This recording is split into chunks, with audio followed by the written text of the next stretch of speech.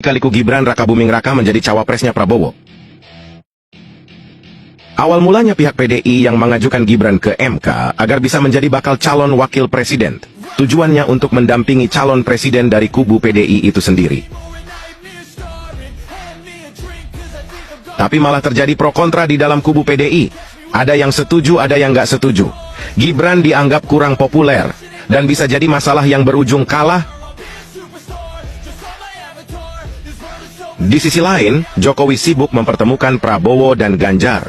Jokowi ingin mereka bersatu, Prabowo calon presiden, Ganjar sebagai wakilnya. Ini pasti akan menjadi kemenangan yang mudah.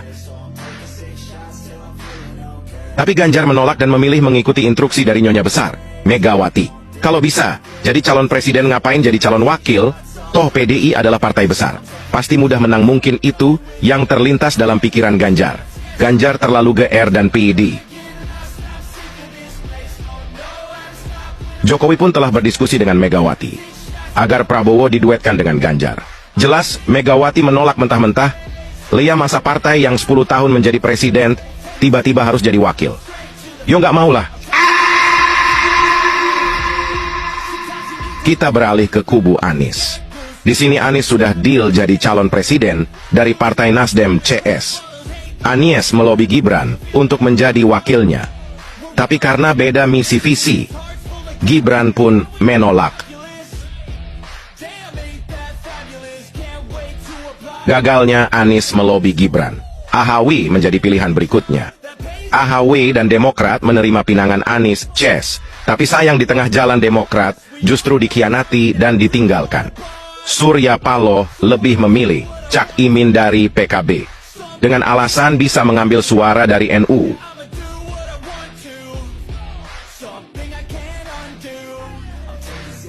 Kita ke kubu Prabowo. Prabowo belum mendapatkan wakil. Ada beberapa nama yang akan mereka usung. Ridwan Kamil dan Erick Thohir dan Sandi. Pilihan jatuh kepada Sandi. Tapi karena P3 Partai Sandiaga Uno telah terlanjur berkoalisi dengan PDI, Sandi pun menolak. Saat itu keputusan MK keluar. Gibran memenuhi syarat untuk jadi wakil presiden. Nama Gibran masuk dalam bursa wakil presiden. Mengetahui itu Prabowo ingin meminang Gibran. Berkali-kali Prabowo meminta Gibran agar mau menjadi wakilnya. Tapi berkali-kali pula Gibran menolak. Setiap pertemuan hasil selalu sama. Gibran menolak. Alasan Gibran menolak semua pinangan jelas karena menghormati PDI. Gibran masih menunggu keputusan PDI. PDI yang belum menentukan wakil. Dan Gibran pun berharap bisa dijadikan wakil dari PDI. Tapi seperti yang sudah dijelaskan di depan, terjadi pro kontra di badan PDI. Ada yang setuju Gibran jadi wakil Ganjar, ada yang tak setuju, dan ternyata lebih banyak yang nggak setuju.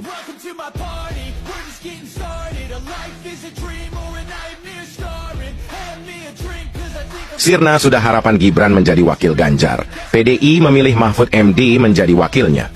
Mahfud MD dianggap lebih senior, lebih berpengalaman, dan lebih populer. Pasti lebih mudah mendulang suara masyarakat. Kira-kira begitulah pikiran dari kubu PDI.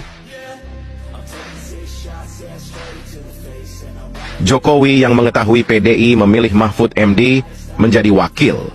Jokowi yang merasa ditinggalkan. Jokowi yang merasa pendapatnya tak didengarkan. Tentu sangat terkejut dan kecewa. Di sisi lain Jokowi juga tahu bahwa kubu Anies bukanlah lawan YG muda, apalagi ada Cak Imin bersama PKB-nya dan partai besar lainnya.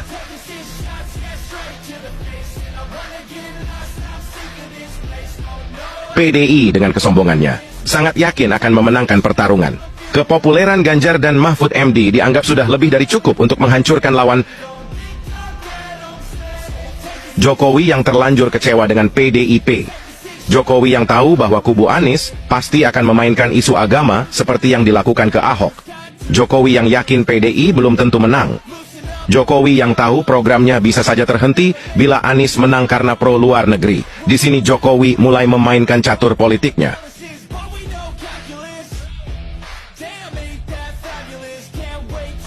Jokowi tahu kekuatan Prabowo dalam Pilpres 2024 tidak begitu kuat.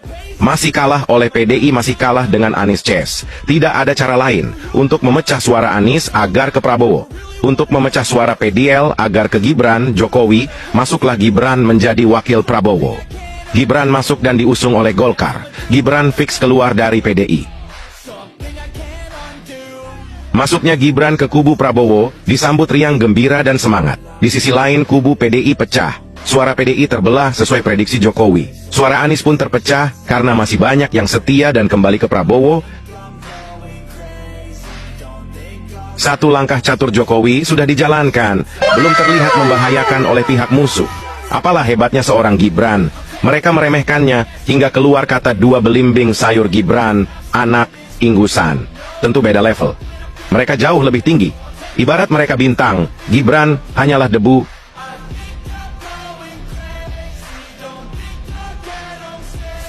Seiring berjalannya waktu debat Capres-Cawapres berlangsung, elektabilitas dan survei Prabowo Gibran melambung tinggi, jauh meninggalkan lawan-lawannya. Disinilah musuh mulai panik. Mereka melakukan berbagai cara agar Gibran gugur menjadi wakil, menyalahkan MK dan membuat isu lainnya. Dan yang paling pedas adalah, Gibran adalah anak haram hasil dari keputusan MK. Isu-isu liar semakin dimaikan. Jokowi pengkhianat PDI, Jokowi pengkhianat konstitusi, Jokowi sang dinasti politik, isu SARA disebar di mana-mana. Lalu apakah itu menurunkan elektabilitas Jokowi? Menurunkan antusias masyarakat untuk memilih Prabowo Gibran? Tentu tidak. Kredibilitas Prabowo Gibran semakin kuat. Masyarakat sudah muak jenuh dengan isu-isu seperti ini. Ganjar sudah berani menilai kerja Jokowi dengan skor 5. Mahfud MD ikut duan menyentil Gibran sebagai anak tak bermoral beretika. Mahfud yang sekarang bukanlah Mahfud yang dulu yang masih berkarisma. Tentang HAM Prabowo pun diangkat lagi, meski tak pernah terbukti Prabowo salah. Tapi mereka telah buta. Isu apapun akan diangkat selagi itu bisa menjatuhkan Prabowo Gibran. Ganjar dengan PD-nya mengatakan dia lebih baik dari Jokowi. Ganjar yang terlalu pede berani menyenggol Jokowi. Yang jelas dua. Jokowi jauh lebih besar daripada dirinya. Mungkin juga Jokowi jauh lebih besar daripada PDI yang mengusungnya.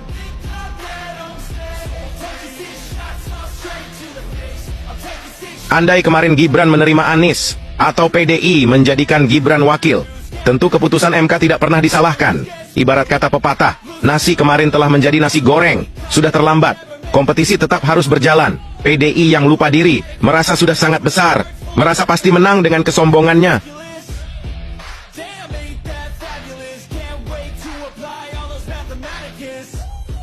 PDI lupa, atau memang tidak tahu. Banyak masyarakat memilih Jokowi, bukan karena PDI, tapi karena sosok Jokowi itu sendiri. Dan sekarang banyak yang pilih Prabowo, bisa jadi karena ada Jokowi di belakangnya. Sekarang PDI sedang di tepi jurang. Ada yang lebih seru dari pemilu tahun ini, adalah saat Jokowi menyembelih banteng.